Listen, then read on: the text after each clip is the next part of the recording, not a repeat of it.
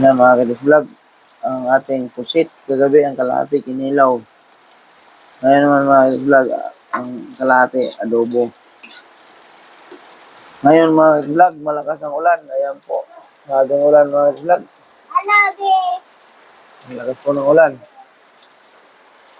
Ayan o.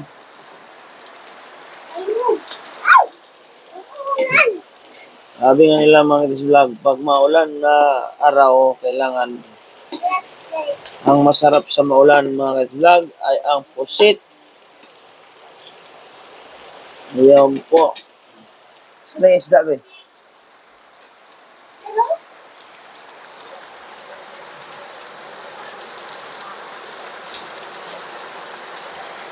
Ay, paksyo na lang yan eh. Hindi mo sariwa pa pala yan. Marami kasi ilong, hindi natunaw yung ilong. Ito yun na to, laba. Ito yun na to.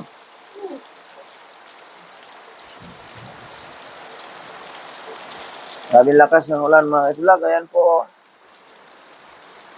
Na mga Kids Vlog. Agay. May asa pusit mga Kids Vlog. Siyempre, pag ganito, tikiman time na.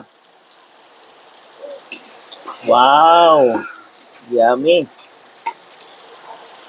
Gusto mo yan? Yan mga Kids Vlog. Magandang tanghali sa inyong lahat. Magandang maulan na hapon mga Kids Vlog. Ayan po. Ayan. Yung kalahati nito mga vlog, kinilaw natin. Yung kalahati naman, adobo. Kaya, ganyan lang ang diskarte ng buhay mga vlog para makatipid. Halagang 120, dalawang lutuan. Pag bumili ka sa mga kainan mga vlog, yung 120 mo, malamang ganito lang karami ang mga vlog, yung 120 mo.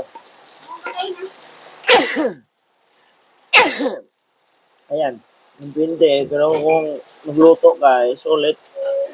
Hanggang marami. Ito na yan. Okay, mga vlog, hanguin na natin, luto na. Ayan mga vlog, ang bahaw natin. At siyempre, andyan po yung pusit natin mga vlog, gaso-aso pa. Ayan po, magandang hapon mga vlog.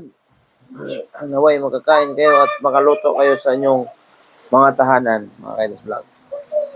Gaso-aso mga Kids Vlog, ang aking lutong pusit.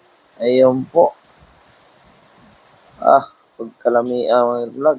Sigurado, ang bahaw nasa kilid lang mga Kids Vlog. Ayan po. So let's eat and let's go.